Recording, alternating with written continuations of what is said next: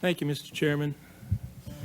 At the risk of making it sound like we're all in a frenzy of self-congratulations and adoration, I would like to thank the staff for putting together such terrific panels as we've had today, and certainly helping our learning curve. And I would also echo the comments made earlier by my fellow commissioners and friends that in support and thanks to the chair and the vice chair for their leadership. Though Tim, I'm in the half-full club of that group. And seriously, the requests that we've made and the staff has made are for the most sensitive documents and information that the executive branch has, and they're of unprecedented scope. And thus far, the response has come up with an unprecedented scope of material, which I trust will continue, and we will, I trust, also get all the information that we need to complete our work. I would also like to thank this panel for a very, very enlightening report. Obviously, there's some differences. We're going to have to parse through them. I'm not sure we're capable of, but we'll sure try. You know, the chairman made a very interesting observation this morning when he opened it, when he said that Al-Qaeda was at war with us before we realized we were at war. And I think that's very telling, because it really gets down to the essence of what we're trying to discern here. And that's why did we not grasp? What didn't we grasp? What didn't we understand? And what can we learn so that we can impose a little discipline upon ourselves and try to prevent that from happening again? And I assure you that this panel has helped us and will, in our deliberations, be of great help to us. And we're very appreciative. I find it interesting, not being a student of this at all. There seem to be two features that marked the September 11th attacks, and that was the willing of the perpetrators to commit suicide and the ruthlessness of the people who sent them to commit that suicide. And then to justify it, and attempt to justify it in terms of Islam. I don't see how that reconciles itself with Islamic doctrine or law on the one hand, and to say that it was in the name of Allah or whomever is actually blasphemy in and of itself. And yet, I was reading the other day a review of a book called Through Our Enemy's Eyes. And the author, who's apparently anonymous at this point, says, among other things, that Osama bin Laden is more than a terrorist and hence more dangerous than generally thought. He is revered in the Islamic world much as Thomas Jefferson or Theodore Roosevelt would be in the United States. And I find that is fascinating, and I would welcome the comments of the panelists, quite frankly, because what we're trying to do here at this panel is to look for the factors in the Muslim world that are exploited at this point by terrorist organizations to justify their causes, to justify their actions, and why this exploitation exists and how it could be thwarted, and how we should organize ourselves to at least try that goal.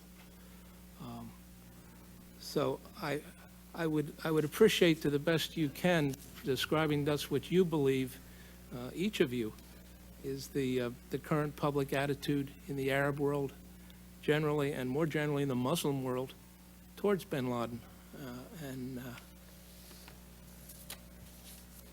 and if there's a trend, is there growing support or not growing support? Ms. Bronson, could I ask you first? Sure. It's obviously a big question, and there's a lot that contributes to what we see. Part is the kind of education throughout the world that students are receiving.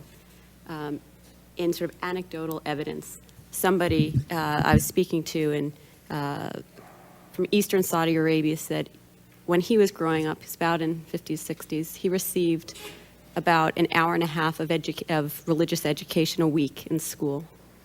His children are receiving 3 to 4 hours a day. Take that and think about the kind of the kind of funding that's going into mosques and schools across the region, the kind of things that we're hearing about that are being taught. We have a real problem.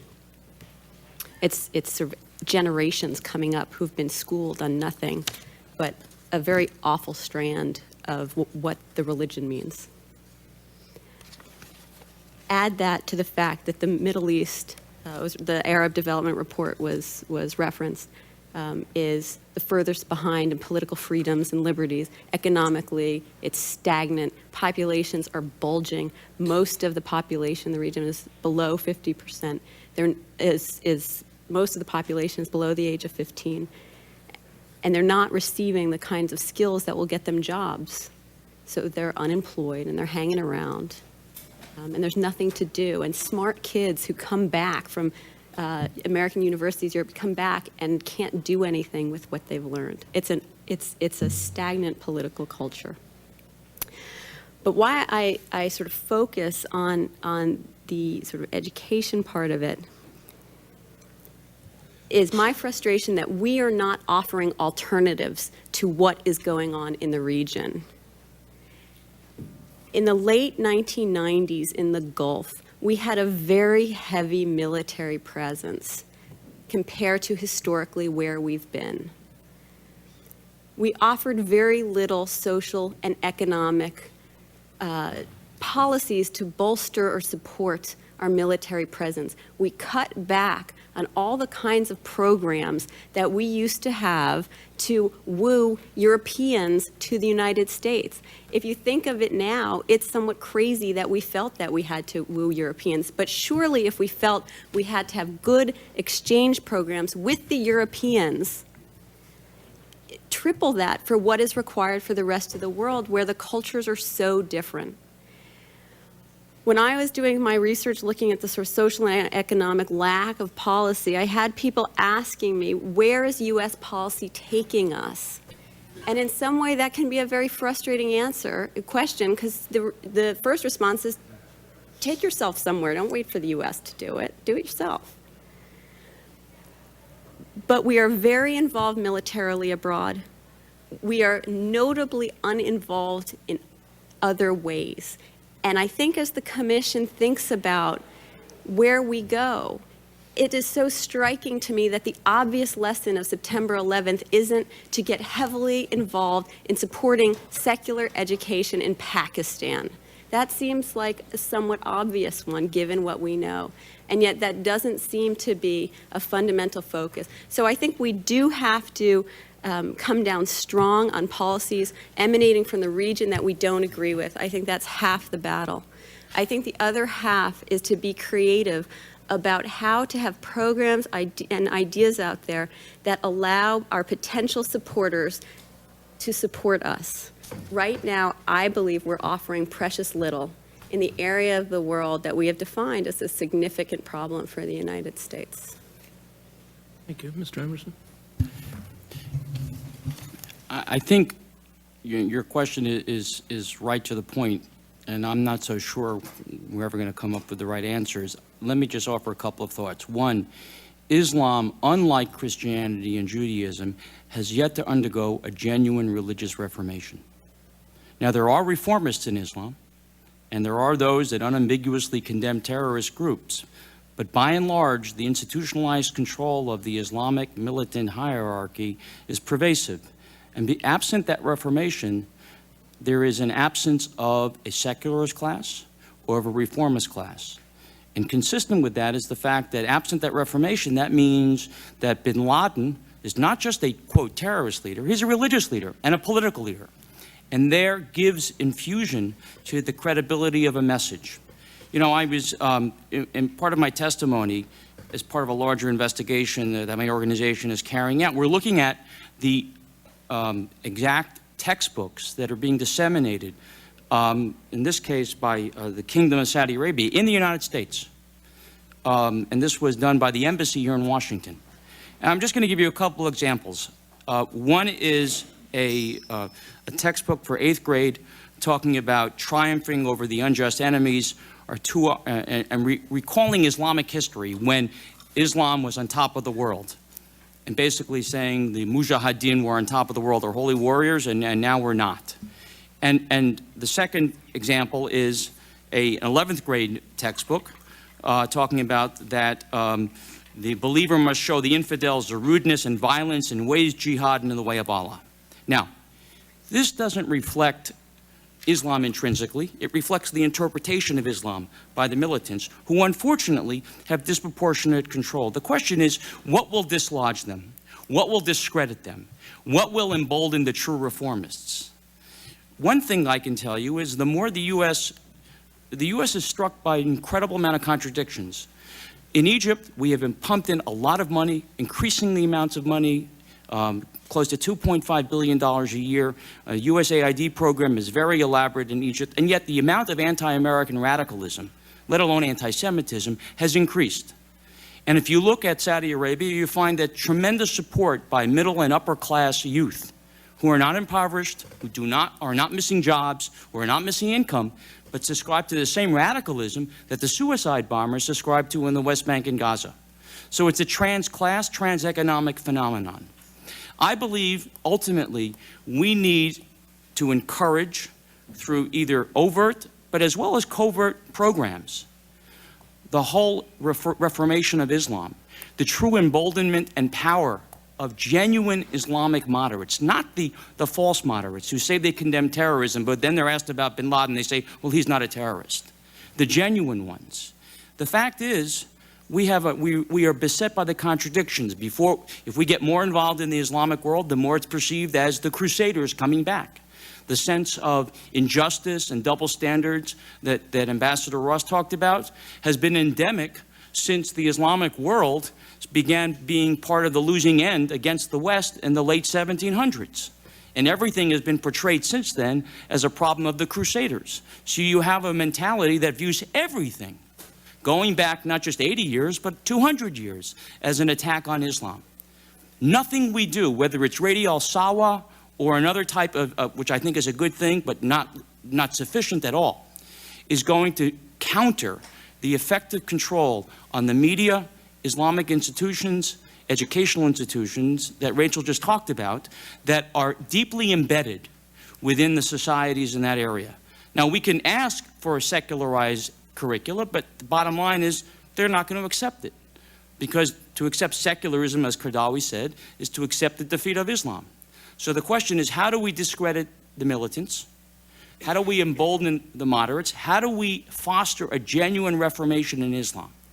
And one of the things that I suggest, and it's only one thing, and it may not work out, is that the U.S. government begin to create academic chairs around the world and centers, either through U.S. money or through institutes, quasi-official institutes like we have the U.S. Institute for Peace or the other democratic institutes, that will create genuine centers of learning and empowerment for reformists in Islam.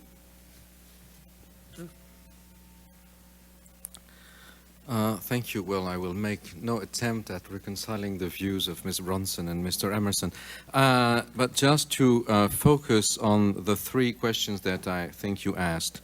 The first one was that how come Al-Qaeda was at war with us, and I may include even our part of the world in this us, before we knew. Two, how come this suicide thing became so prominent? Is this something Islamic or not? And three, about the popularity of Osama bin Laden. And I think we can get rather precise here. How come Al-Qaeda was at war with us before we knew? I'm sure that on this matter, the works of your commission can shed a lot of light. In my view, something took place which we do not know really. And those who talk don't know, and those who know don't talk for the time being, until we read what you're going to do, of course. Between, say, 1989 and 1991, 1992, most of those jihadists were people who had access to this country.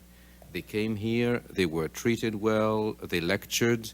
There were a number of centers gathering funds for jihad in Afghanistan.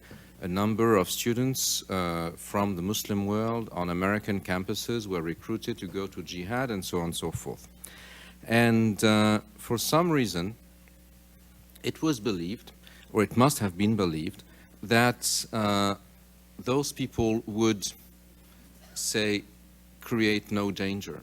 And even maybe that it would be useful to keep some sort of access to them in the event that some sort of revolution like the Iranian Revolution would take place in the future. If you remember, no one in the US actually knew anything about the people who seized power in Iran in 1979, among other reasons, because the Shah of Iran had poured so much money over DC, over the Beltway, at the time that no one knew anything about the Iranian opposition. In order not to make the same mistake, and a number of those people were treated here, were visible, and for the French, this is something very, very clear, because much of the Islamist opposition in Algeria was received here because many people thought in the early 90s that Algeria would become an Islamist state. And their representatives were here, they were seen by members of the administration and so on and so forth. So I guess that probably there was some sort of misassessment or misunderstanding of those groups, and the belief that they could be under control. And that when you stop paying them, they would disappear, which is not at all what happened. And I guess that there was a whole, it's not only an issue, I would say, of this or that agency that was incompetent. It was more a general policy orientation. And the fact that it was believed that they could be used, that they would not turn against the ones who had been by their side. But for that, I guess we have to have access to a number of classified documents, and we academics can only use ifs and subjunctives. That's why I'm eager to read what you're going to write. This issue of suicide, truly in the Sunni Muslim world, let's say 85% of the Muslim world, suicide is not at all valued. On the contrary, when suicide is perceived as such, it is something which is seen as taking back what God had given, and it is a sin which leads those who commit it to the fires of hell. Hence the qualification of the 11th of September, for instance. There was a semantic battle between a number of doctors of the law as to whether or not 9/11 was suicide or whether it was martyrdom.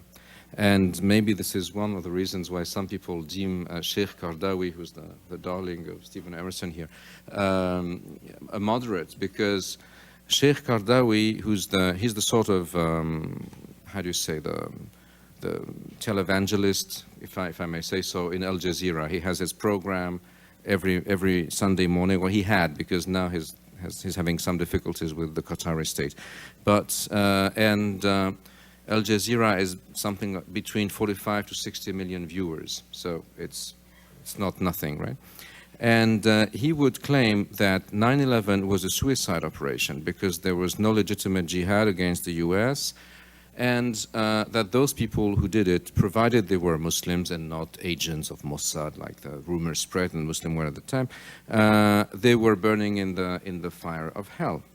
Nevertheless, he would contend those who planted bombs or who blow themselves up in pizzerias or wherever in Israel, those were not suicidees. They were martyrs because they fought in the name of God to reclaim the land of Islam that had been stolen by the infidels. So it's an issue. I mean, it's not only a scholarly issue, it's a very political, very sensitive political issue.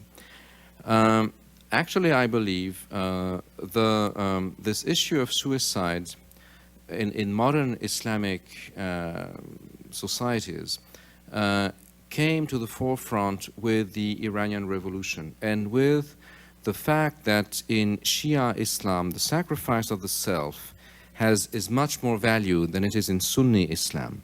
And Shia militants and volunteers would go and blow themselves up on Iraqi minefields during the Iraq-Iran war in the 1980s. And that allowed the Iranian regular forces to proceed. Now, this contaminated those other Shias who are Arabs, i.e. In southern Lebanon. And then the Hezbollah tradition developed on this suicide bombing things. They were Shias, just like the Iranians, but they were not Iranians. They belonged to the Arab world, if you wish. And that, in a sense, became a model because particularly when after Ehud Barak decided to pull out Israeli troops from Lebanon, southern Lebanon, in May of 2000, then this was perceived by the rank and file people in the Arab world as the only military victory, the only Arab military victory of date, right? And so, hence, this issue of suicide gained some sort of ground and credibility as a means to achieve aims that would otherwise be unreachable. But then it sort of, it became loose. It stopped being under control because there was endless overbidding in this issue of suicide in Palestine and Israel particularly. And, but eventually this issue of suicide, cannot be understood if you don't put it in context with the media, and particularly with the satellite television thing. I mean, suicide allows you to, a suicide attack or suicide bombing, I mean, to be in the news, to be in the front page, and this is catching attention. And stop broadcasting suicide bombings, and you'll see that suicide bombings, if not disappear, I mean, at least lose a lot of their political interest, right? So, how come young people with education, and even at times with Western education, get into those suicide operations? The one issue, of course, is, as Dennis Ross mentioned, because there is such an amount of despair that people think they have no other way. I mean, this is the only thing they can do. There is no solution, and so on and so forth.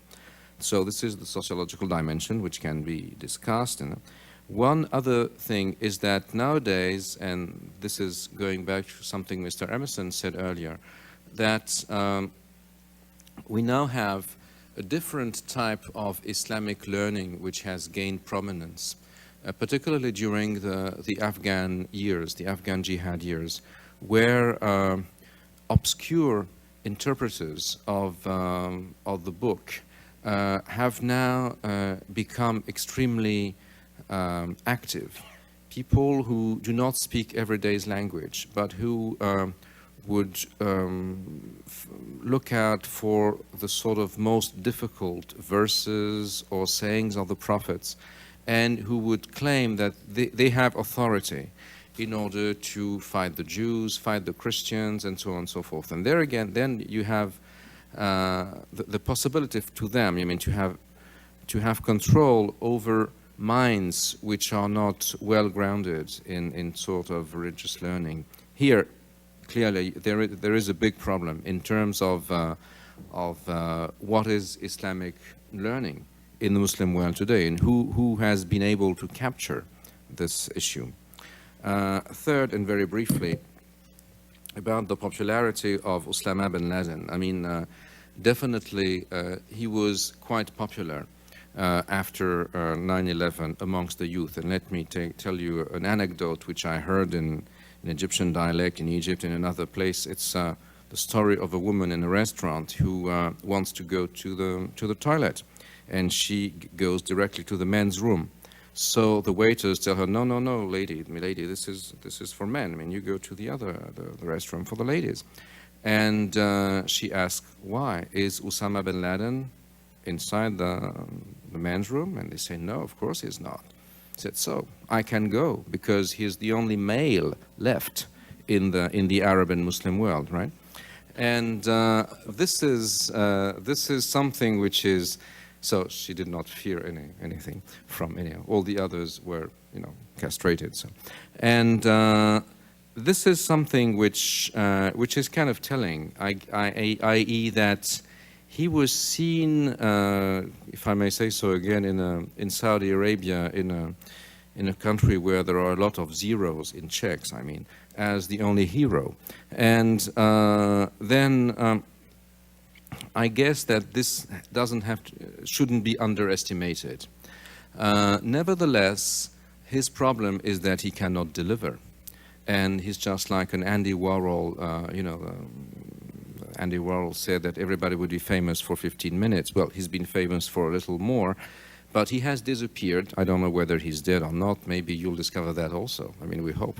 And but bin Laden, in a way, you have the activist bin Laden. I mean, the man who was the part of this Al-Qaeda network. And Al-Qaeda it's a strange story because they never called themselves Al-Qaeda. Al-Qaeda was a nickname, and it was something, I mean, this was not a fabrication by the press in this country or by intelligence agencies, but rather a way to focus on something. It was a nebulous thing. They would call themselves the vanguard of Islam, but Al-Qaeda, no Muslim, no Islamist movement in my knowledge, and I've been studying them for 25 years, has ever called himself such a thing, right?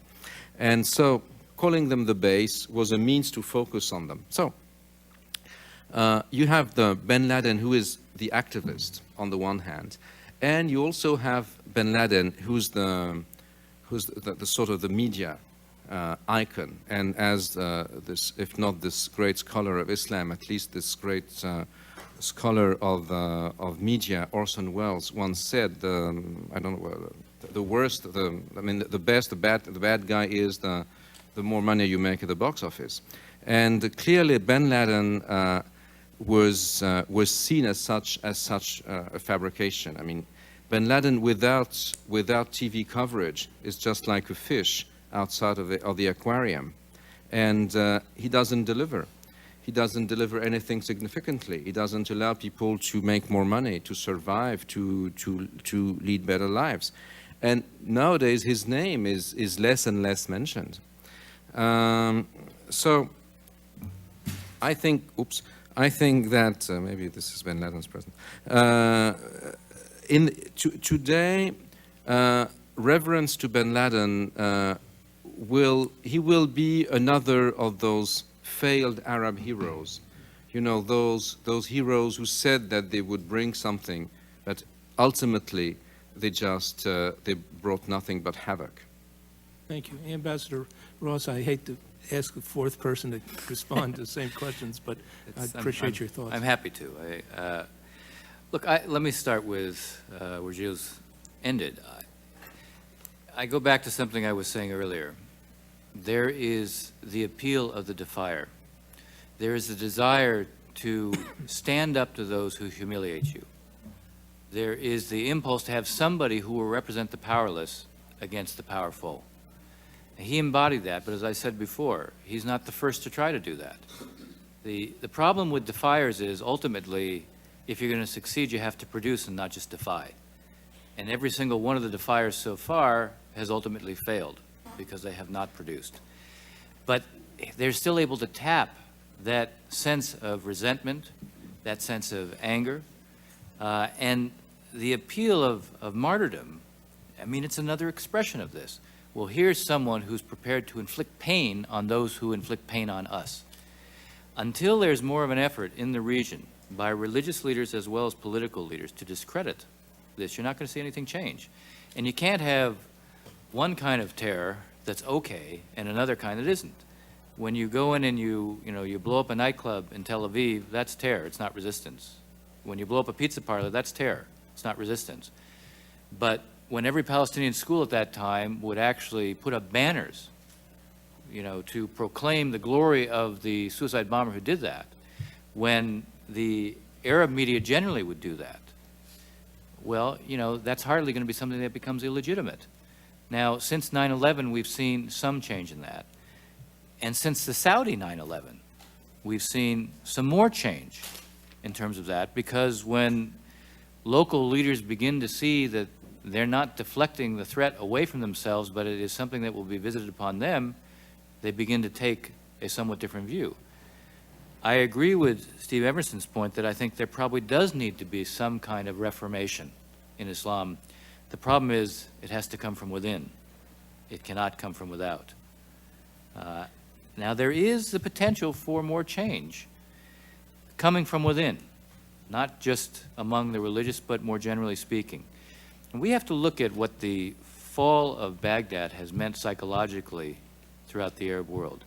Nobody expected that it was going to be Stalingrad, but they did expect that there would be resistance.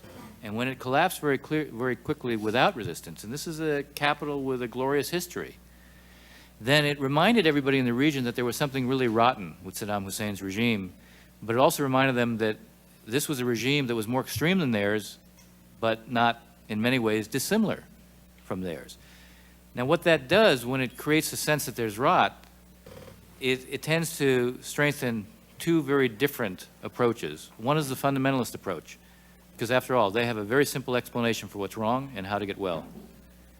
But it also has emboldened the reformers, who also have their own explanation for what's wrong and how to get well, which is one of the reasons that I say I'm very strongly in favor of us doing more with reformers. It's not the whole story. I think what Rachel said about education should be an important part of what we do. I think we have to recognize something critical to this whole enterprise. What the defiers need is a complete sense of hopelessness. It's what makes, it isn't just what creates the anger and frustration, but it creates a sense where you have nothing to lose. We have friends in the area who, for their own reasons, are going to have to begin to figure out how they deal with very young populations that are increasingly alienated, who feel there is no prospect, no possibility, no hope of inclusion. Unless you begin to see the possibilities created, you don't have to have a revolution, you don't have to transform the reality overnight, but you have to begin to create a sense that something can change. In Saudi Arabia right now, the Crown Prince has embraced a call for reform from Saudi liberals, and he's facing, in fact, real resistance from other members of the royal family. One of the things I suggested in my statement is this is not a struggle that we should be indifferent to or neutral about. Thank you all for very fine answers, Mr. Chairman. I don't want to monopolize all the questioning of this panel. I turn it over then to Senator Cleland. Thank you very much, Mr. Chairman. Mr. Ross, we give you tremendous kudos for taking shuttle diplomacy to a high level, unheard of in modern times. So thank you very much for all that time on the aircrafts trying to work on the problems of the Middle East. May I just say that, Ms. Bronson, I fully agree that this Samuel Huntington thesis of a clash of civilizations is exactly what we don't want to have. But I'm afraid that in terms of what are the results of our policy, that it may begin to have that effect and create more defiers or create more alienation, Mr. Ross. I'd like to just read to you an excerpt from a speech by Senator Chuck Hagel, Republican from Nebraska, to the National Press Club luncheon, June 19th, 2003. It regards the Pew, P-E-W, Global Attitudes Project in terms of a survey of how they see, in effect, America. Senator Hagel says the June 2003 survey of the Pew Global Attitudes Project should be a rousing alarm clock, not merely a wake-up call to all Americans regarding the perception of America in the world today. The Pew Project relied on public opinion surveys from 44 nations in the summer and fall of last year and further data from 21 countries in April and May of this year for a total survey sample of 54,000 people. The survey's finding, according to Senator Hagel, carries a disconcerting message regarding American leadership and credibility. And from the poll he quotes, "The Iraq War has widened the rift between Americans and Western Europeans, further inflamed the Muslim world, softened support for the war on terrorism, and significantly weakened global support for the pillars of the post-World War II era, the UN and the North Atlantic Alliance. Mr. Ross, are we creating more defiers? Are we creating more hopelessness, more alienation by the Iraq War and the massive presence that we have there that looks like an open-ended ground war with us losing more and more people every day? Well, I think obviously we have to have what I would call a balanced approach. I do think the military dimension of it, as I said, is indispensable. And for many who said before the war that we would see an incredible uproar and a collapse throughout the Middle East if we went to war, we haven't seen what many suggested that we would. That said, we have to succeed in Iraq. I mean, it's one thing to demonstrate that the Saddam Husseins, the Osama bin Ladens fail, and their way will always fail and only produce continued humiliation. Sure, there will be some who react to what we did as this is one more humiliation inflicted from the outside. But I think the majority also recognize one of the things I said. There's something really rotten there, and they have to fix it. Now, we need to think about, A, how we can help them, B, where we invest heavily, we also have to show that our way can work. There isn't an American blueprint that can be imposed on the Middle East, not a chance. You can't impose democracy, you can't impose peace, but you can support those who share those values. And what we do in Iraq has got to, in fact, demonstrate that what we said we were going to do is, in fact, what we have done. We cannot be seen as occupiers. We have to be seen as liberators. We have to show that the Iraqis are the ones who, in the end, will determine their destiny, not us. We will have to find a way to put an Iraqi face on what is going on. The sooner, the better. We will have to do this in a way that, obviously, in the end, shows that our words reflected who we are. So I don't believe that what we've done in Iraq necessarily creates a bigger problem for us, but if we were to come back a year from now and find that the situation looks the way it does today, then I would be much more concerned. If a year from now Iraq looks like it's on the right track, then I will tell you I think that will help us in the war on terror in terms of emboldening those who believe there has to be a different way and the Middle East has to look different. Mr. Capel, I'm a Vietnam veteran and followed the French in Indochina. The Americans have followed the Turks and the British in Iraq. You want to respond to whether or not this survey of global attitudes about American involvement in Iraq lessens our chances of doing better in the war on terrorism? Does it create more Osama bin Ladens, as Mubarak once said? Thank you. Well, do you want me to answer in my capacity as a Frenchman or as a scholar? Whichever you're most comfortable with, mon ami. Well, coming from seeing myself as a stinking cheese-eating weasel, and that may explain why the image of the present American administration in my country is not, to use a euphemism, extremely positive. And I once even thought that people should sue some of the American media for portraying French people with the weasels' heads, and if had it been some other groups, maybe discrimination. Oh no, that's another story. So I would say that the view of U.S. policy outside the U.S. nowadays, and I can to some extent speak for Europe because this is where I live, but of the Muslim world because this is what I study, is that the U.S. is mainly interested in its vested interests more than it is interested in the common good.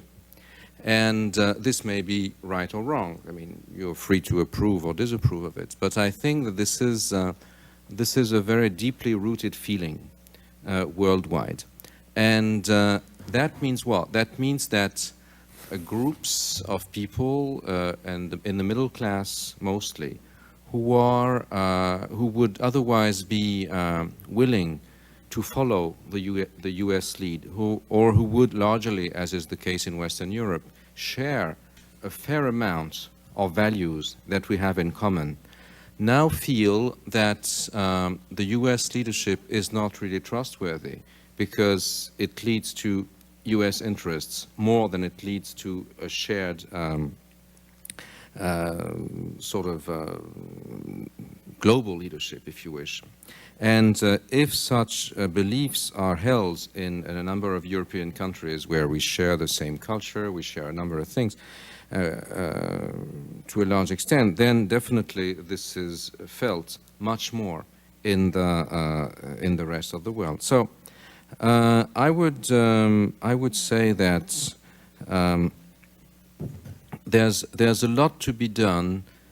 Probably in patching up those differences in terms of not only declaration but also action.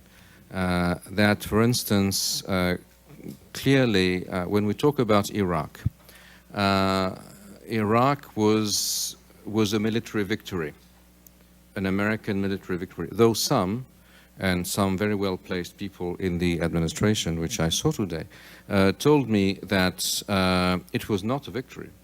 The war was not really over, and that many Iraqis still believe that the war is not over, which is a mistake, militarily speaking.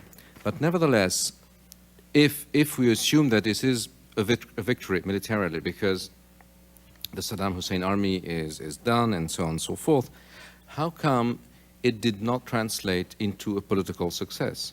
How come the Iraqi middle classes have not emerged just like, say, the Polish middle classes or the Russian or the Czech middle classes after the lid of the Soviet system had been taken away? Now, the lid of the lead lid, if I may say so, of the Saddam Hussein fascist, communist, or what have you, Ba'athist regime has been taken away. But nevertheless, you don't find an organized civil society in the Iraqi cauldron underneath.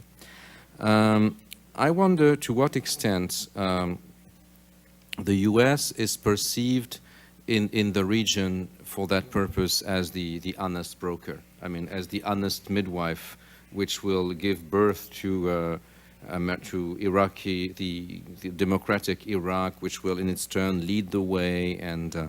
And if most people in the region do not say that the reason why the armed operation was called Operation Iraqi Freedom and not Operation Iraqi Liberty, was that the acronym for Operation Iraqi Liberty would have been OIL, and that OIF was more misleading.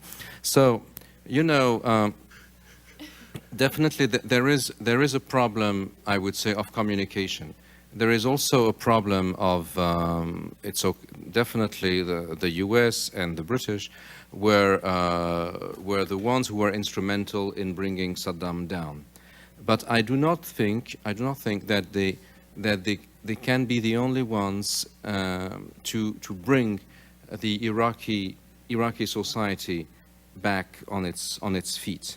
And without the participation of the international community, there will always be some feeling of suspicion, which will hamper the very efforts that the U.S. are doing in Iraq. And I think this is, some people say that nowadays the Europeans who are not pro-war rejoice. We don't. I think that a disaster in Iraq is a disaster for all of us and for the whole world. So I would rather say that we have to join forces, and we weasels are ready to forgive you for all those insults. Thank you, Mr. Capella. Speaking of OIL, there is a book out by two French journalists who for 3 years looked at the American experience, particularly in Afghanistan and the Middle East, called For Forbidden Truth, U.S. Taliban Secret Oil Diplomacy and the Failed Hunt for bin Laden. Jean-Charles Bissard and Guillaume Dasquier. Yeah. Do you happen to know those gentlemen? Do you have to put any faith in them? Yeah, I know those gentlemen. Brizard is the one who's the counsel for the victims of the 9/11 blast, I think. And Dasquier is a journalist specialized in intelligence. Worth reading from your point of view? Well, this is on the record, right? Thank you very much. Stephen Emerson, please, sir. Your comments about America's role in the world and whether or not this Global Attitudes Project, saying that the war in Iraq has reduced, in effect, American, has widened the rift between Americans and Western Europeans, further inflamed the Muslim world, softened support for the war on terrorism, and significantly weakened global support for the pillars of the post-World War II era, the UN and the North Atlantic Alliance. Again, are we creating more Islamic radical terrorists by this effort? I think that if one looks at surveys prior to the Pew Charitable Trust survey, looking at surveys, for example, right after 9/11, one sees an incredible degree of radicalism that existed prior to the U.S. invasion of Iraq. For example, a BBC reported in November 2001 that based on a telephone survey of 500 British Muslims, it was reported that 67% believed that the U.S. was unjustified in blaming bin Laden for the attacks on September 11th. In a 2002 Gallup poll published in USA Today, admittedly not as scientific as other polls, but interviewed 10,000 people in 9 mostly Muslim countries, 61% said the Arabs did not carry out the September 11th attacks. I'm going to relate to you just a personal experience that occurred within the last year when I gave a speech in Ohio at the University of Toledo Law School. And I could see there was a lot of hostility in the room. There were about 1,000 people. And I'd say several hundred were Muslim students or Muslim representatives. And at one point, a young woman wearing a hijab got up, started heckling me, and I engaged her, and she said to me, "We know the Israelis were behind 9/11. And I said, "How do you know that?" She says, "Because we see it on Al Jazeera." So I said, and that's the limitation? He says, well, she challenged me, says, "Well, how do you know that bin Laden?" Now, there was no way I could get beyond and behind her reality. That's a fact. What it demonstrated to me that there is this extremist view that unfortunately exists out in other parts of the world, not limited to the Muslim world, but certainly in large parts of the Muslim world. There's a dominant view the U.S. is evil, is engaged in an anti-Muslim conspiracy, and that's why bin Laden, labeled his fatwas a declaration against the Crusaders, invoking the Crusades.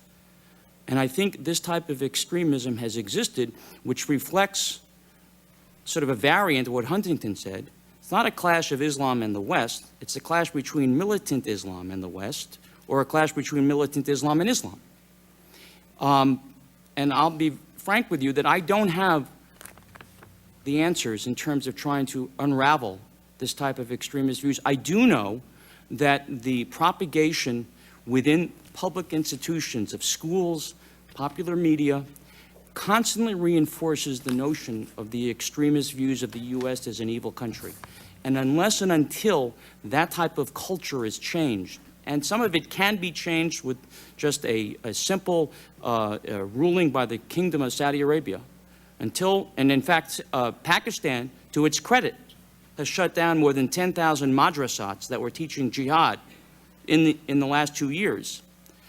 There can be efforts, and it may not pay off for another 10 years, that would reduce the allure of the jihadist culture. Thank you. Mr. Bronson, you have the last word. Sure, thank you. In my submitted testimony, I referred to an article by Peter Rodman, who's now Deputy Assistant Secretary of Defense for International Security Affairs. He had a very prescient article written in 2000 about growing anti-Americanism. He said, this is a structural problem. We are the sole remaining superpower. We are considered the hyperpower and something to organize around. And so part of this challenge that we have is structural. And our policies can temper that, but we do have a challenge that we didn't during the Cold War, where we could play off an opponent. So I think it's important to remember that this was out there, and I think much of it was growing throughout the 1990s, and we probably didn't pay enough attention to it. In terms of Iraq, I think Iraq exacerbated it by the way we went to war. We had to go to war in Iraq, as far as I'm concerned, because it was a rallying point for radical groups because they were pointing to the ugly effects of sanctions and the allowing Saddam to march around his box and destroy this important civilization within Iraq, within the Arab world. That the radicalism wasn't, in my view, some of these ties, the argument wasn't these ties to al-Qaeda, it was the radicalization of the entire region because we seem so complacent in allowing Saddam Hussein to continue to rule. I think it was a very important, it was the way by which we went to war. I think that is causing us some challenges. I think this very much was a war that was sanctioned by international law and UN resolutions, and it was unfortunate that we had the doctrine of preemption right before it. It warped the debate about what this was actually about. But I would say that exacerbated it, although it was necessary, and I wish we could have found a different way to go, and I think it was possible to find a different way. But where we are today, we must get Iraq right. I've had calls from Oman, people saying, get this right because they need positive examples, as referred to, I think, by Dennis Ross. We need to have successes. We need a success in Afghanistan or a success in Iraq. We have engaged in a massive project. Consider what we poured into Germany alone between 1948 and 1950. We poured in $8 billion. We have now said that all we are going to pour into reconstruction of Iraq is $1.7 billion, the $8 billion in current dollars, $1.7 billion in all of Iraq. We took 30,000 troops and made them police officers and constabulary forces. We armed them with horses and police riot gear. We're reluctant to do that in Iraq. We really are nation builders. It's an uncomfortable world, but we have taken on that challenge. And unless we work extremely hard and put serious resources behind our involvement, losing Iraq will prevent the middle class from coming out. It will be this lead lid. The Iraqis don't know that the Soviets are gone like the Poles knew that the Soviets were gone. They don't know that Saddam is gone. We have to make absolutely clear this war very much is still going on. Whether you agree or disagree with how we went to war, whether the war, this is very important to this part of the world, that we absolutely get it right because our friends need a victory. They need us to have a victory. And right now, they see precious little reason to rally around the United States. And one of our panelists today, the gentleman who wrote the book, Inside Al-Qaeda, I forget his name, from Singapore, mentioned that that Iraq could become the new Afghanistan, not the rising middle class taking over and putting together a civilized society, but really an attraction for people who rallied around the Mujahideen in Afghanistan, now rallying around American forces in Iraq, and that could become, in effect, a breeding ground for further terrorism. Fascinating panel. Thank you, Mr. Chairman. Thank you very much, Senator. I want to thank this panel particularly. You were a wonderful way to finish our day, each of you.